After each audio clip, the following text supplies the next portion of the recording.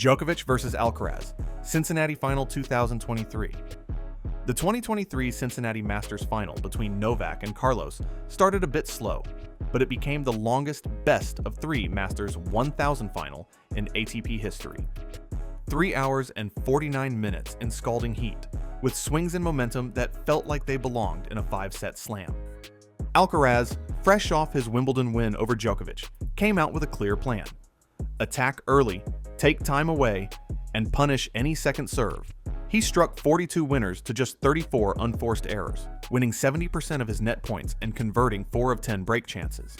In the opening set, he pushed Djokovic back with heavy, deep forehands, especially inside out, and took it 7-5 after breaking in the final game. Djokovic's response was tactical. He shifted his return position a step deeper in set 2, absorbing pace with blocked returns and forcing rallies into the 9+ shot range, where he'd end up holding a plus 7-point edge by the finish. He also increased net approaches, winning over 70% of them in the latter half of the match. Still, the set hinged on a single moment.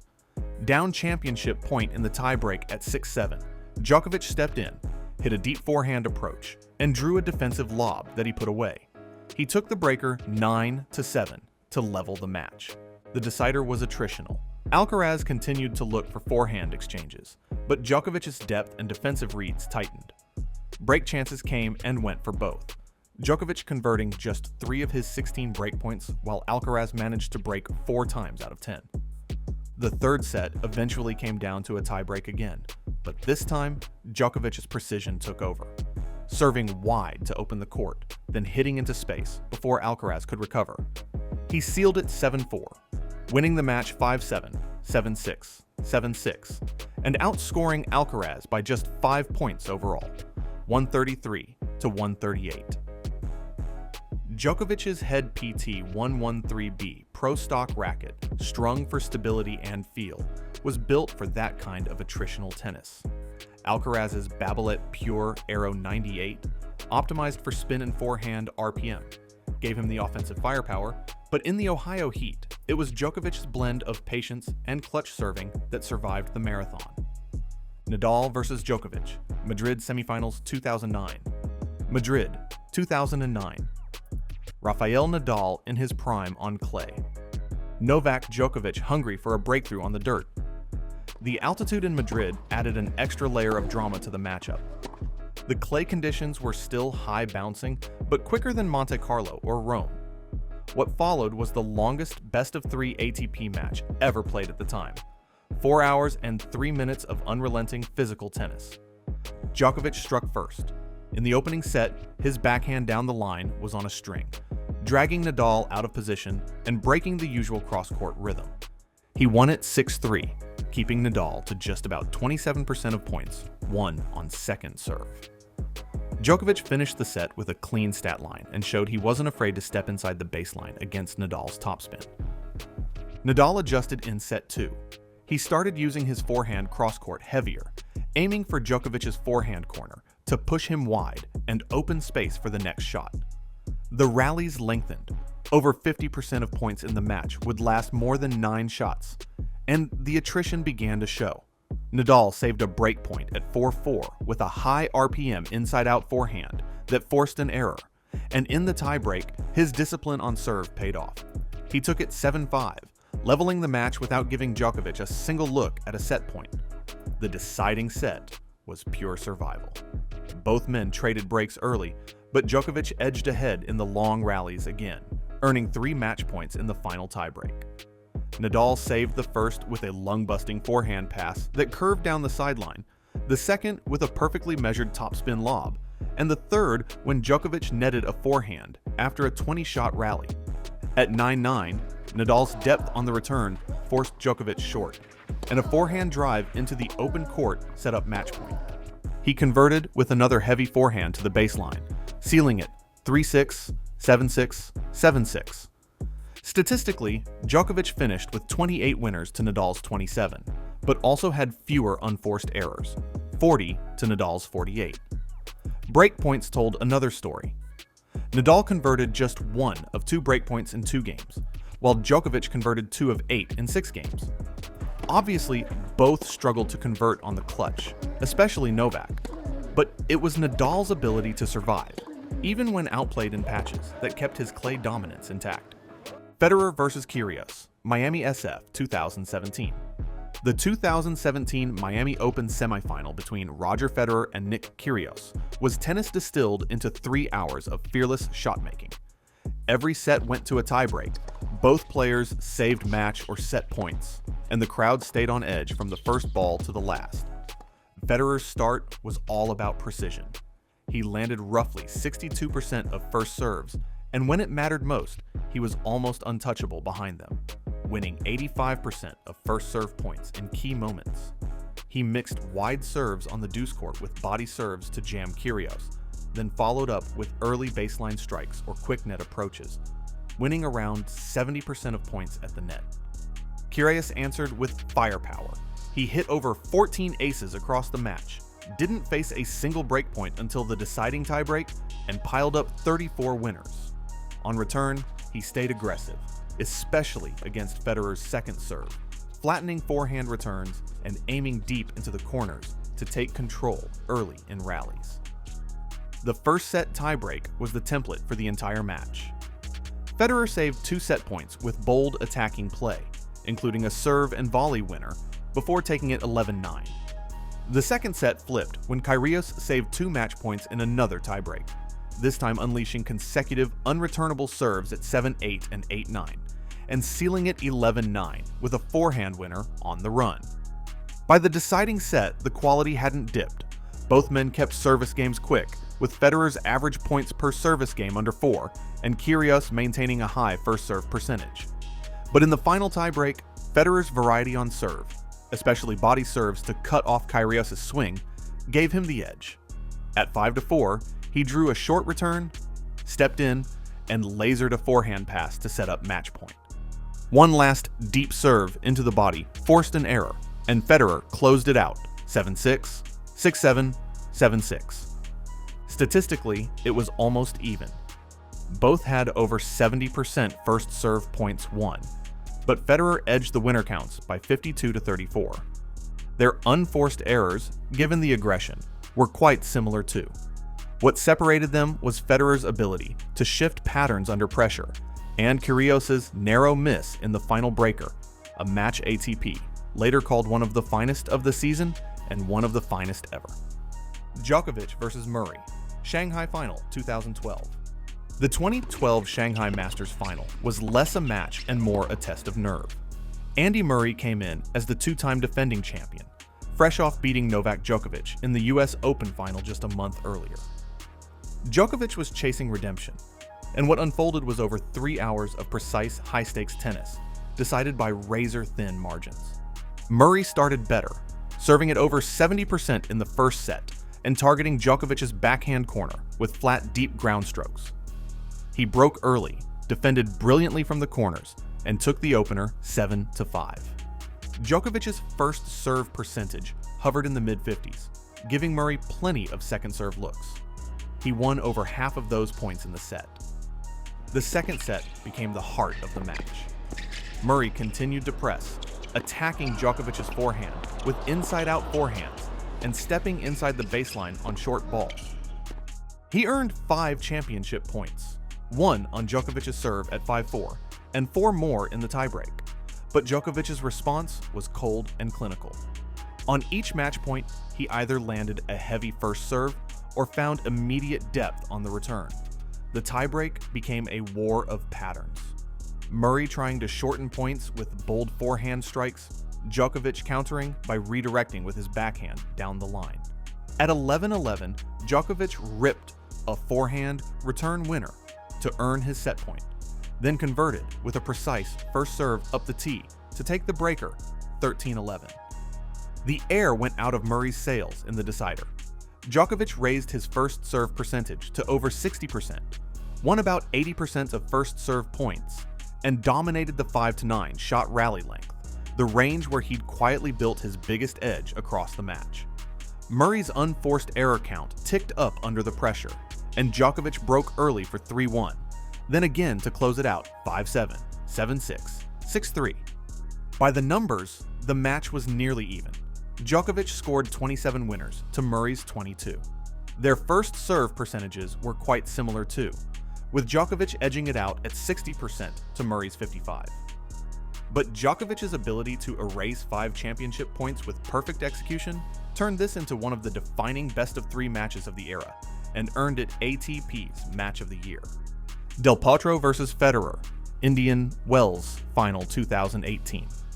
The 2018 Indian Wells Final was a collision between the player with the ATP's most dominant start to a season and a man chasing his first Masters 1000 title. Roger Federer came in 17-0 on the year, having already won the Australian Open. Juan Martín del Potro was riding a 10-match winning streak after taking the Acapulco title. What unfolded was a 3-set drama of power, resilience, and clutch shot making. Del Potro struck first. In set 1, he won 80% of first serve points, made just 3 unforced errors to Federer's 11, and broke Federer with the only breakpoint in the first set. He won the set 6-4 in 39 minutes, sending shockwaves to everyone in the stadium, Federer included. The second set became a test of nerves. Federer raised his aggression on return, stepping in on Del Potro's second serve and earning multiple break opportunities. Federer faced breakpoints in the opening games of the second set, but he found a resounding forehand in his arsenal to force a deuce before the Swiss served his way out of trouble. He later created 2 set points on Del Potro's serve, but the Argentine managed to draw some errors out of the iconic Federer forehand to take the set to a tiebreak. In the tiebreak, Federer thought he had forced a deciding set, only for him to double fault himself for 6-6. Federer had to save 1 championship point, but he eventually managed to crawl himself out of trouble to close out the set on the 5th attempt. In the decider, Federer struck first, but Del Potro immediately found his way back with a forehand return winner. The rallies shortened as both looked to finish quickly, but Del Potro's forehand continued to dictate. Federer was set to serve for the match at 5-4, but Del Potro didn't concede. Despite holding a 40-15 lead while he served for the title, Federer couldn't close it out. Del Potro pounced and saved 3 championship points of his own. In the final tiebreak, he took complete control, jumping to 5-0 and sealing it 7-2 with, fittingly, another forehand winner. Final score, 6-4, 6-7, 7-6. The numbers tell the story. Del Potro finished with 32 winners, 22 from the forehand alone, converting 2 of 5 break points. Federer hit 39 winners, but was undone by over 51 forced and unforced errors and a 1 of 4 breakpoint conversion rate. For Del Potro, it was career history, his first Masters 1000 title, taken by saving 3 championship points against a 20-time slam champion in peak form. For Federer, it was a rare collapse in the clutch against a man whose forehand was simply unplayable on the day. Nadal vs. Murray, ATP Finals SF 2010. The 2010 ATP Finals semifinal between Rafael Nadal and Andy Murray was one of the most grueling indoor matches of the decade. 3 hours and 10 minutes of calculated exchanges, physical defense, and razor-thin margins. The slow arena court played into both players' ability to construct points, but it also meant that holding serve was never a given. The first set was a showcase in baseline precision. Nadal's plan was clear: dictate with his forehand cross-court to push Murray wide on the backhand, then look for the down-the-line change to open the court. Murray countered by taking the ball early, using his flat backhand cross-court to keep Nadal pinned in his forehand corner. Neither player faced a breakpoint, so it came down to a tiebreak. Nadal stayed aggressive on serve, winning over 70% of net points in the set, and closed it 7-5 in the breaker with a surprise serve and volley. Murray shifted gears in set 2. He increased his first serve percentage to nearly 60%, and when he landed it, he won over 80% of those points. He also began targeting Nadal's forehand return in the ad court with lefty kicking second serves, forcing short replies he could attack. 2 breaks, 1 early, 1 late, gave him the set 6-3, leveling the match. The decider was a physical grind. Nadal's defensive coverage and counterpunching forced Murray into extended rallies, and Murray's willingness to change direction off both wings kept Nadal from dictating completely. Each player broke at least once, and by the time the final tiebreak arrived, both were running on fumes. Murray earned a mini-break lead in the tiebreak, but Nadal erased it with a down-the-line forehand winner after an extended shot rally. At 6-6, Nadal produced the point of the match, a high looping lob on the run that forced Murray into a smash error. 1 point later, Nadal sealed it 7-6, 3-6, 7-6. Statistically, Murray hit more winners, 53 to Nadal's 31, but also more unforced errors, 43 to Nadal's 32. Both struggled on break points, underscoring how closely matched they were. In the end, Nadal's combination of net opportunism and relentless defense gave him a spot in the final and left the London crowd with one of the best ATP Finals matches ever played. Thiem versus Federer, Indian Wells Final 2019. The 2019 Indian Wells Final was a clash between a 20-time Grand Slam champion chasing a record 6th title at the event and a player still looking for his first Masters 1000 crown.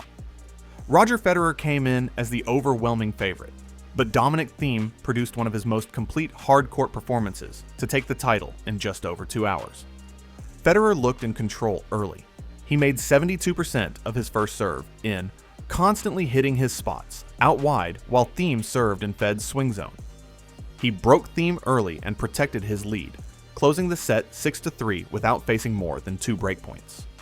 Thiem's first serve percentage was just hovering around 50%, giving Federer too many second serve looks, which he punished with deep, flat returns. The match flipped completely in set 2. Thiem raised his first serve percentage to around 80%, won close to 70% of those points, and began stepping in to take Federer's backhand slice early. His forehand down the line became a key weapon, repeatedly pushing Federer off the baseline. Thiem eventually broke Federer after ripping 3 consecutive winners, then held to take the set 6-3. The deciding set was razor close. Federer's serving remained strong, but Thiem began reading patterns, especially Federer's tendency to go wide on big points in the deuce court. Thiem hammered away from the back, while Federer kept coming to the net, using drop shots to attack. Thiem didn't blink, though, eventually closing it out with a 7-5 scoreline in the third set. Even though Federer served better than Thiem in the game, the fact that Thiem kept Fed down to just a 23% unreturned rate was the biggest factor. It showed the exceptional job he did on return against a top-class player. For Thiem, it was a milestone, his first Masters 1000 title, earned by out-hitting and out-thinking one of the sport's greatest on a surface where Federer had reigned for over a decade. Sinner versus Alcaraz, Miami Semifinals 2023. The 2023 Miami Open semifinal between Jannik Sinner and Carlos Alcaraz was the latest chapter in a rivalry already built on speed, precision, and fearless shot-making. Alcaraz was chasing the Sunshine Double and the chance to retain his world #1 ranking.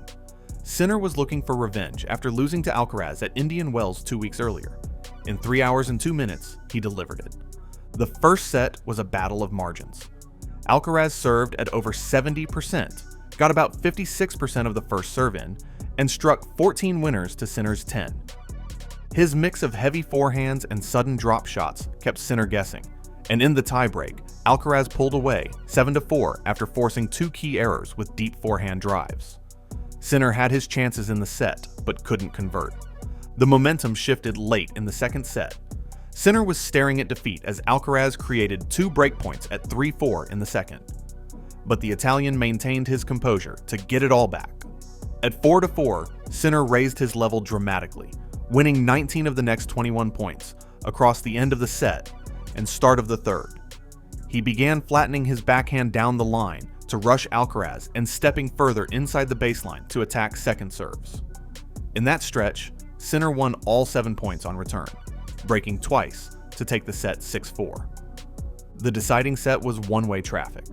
Alcaraz's movement slowed, and his drop shot success rate dropped drastically as Sinner anticipated and moved in early.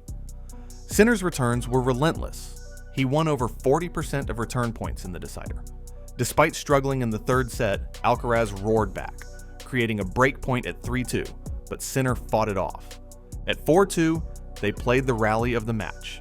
with 25 shots, ending with Sinner cracking a backhand beyond a diving Alcaraz into the corner. Sinner eventually wrapped up the match with the scoreline 6-7, 6-4, 6-2. For Sinner, it was more than just a win. It ended Alcaraz's Miami title defense, snapped his 7-match winning streak, and marked another step forward in a rivalry that's already defining the next era of men's tennis. So, which one was the best according to you? Let me know in the comments. Don't forget to subscribe, and see you in the next one.